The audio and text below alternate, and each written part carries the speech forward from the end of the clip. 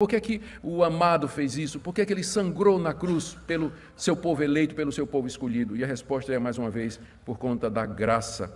Graça a favor não merecido. E Deus, Paulo diz aqui, derramou essa graça sobre nós. Está vendo aí?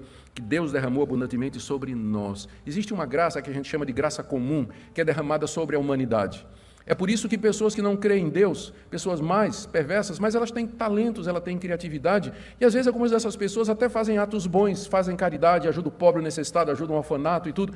Isso é a graça comum de Deus, comum porque é dada a todos, indistintamente. Deus trabalha no coração dos incrédulos, despertando bons desejos, bons pensamentos, boas atitudes, para que o mundo possa continuar funcionando, senão a gente já teria se devorado uns aos outros.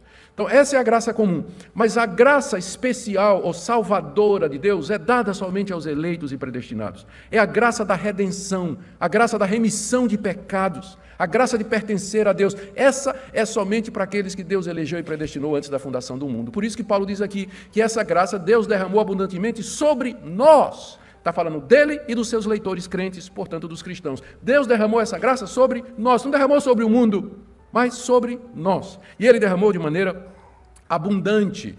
E ele acrescenta em sabedoria.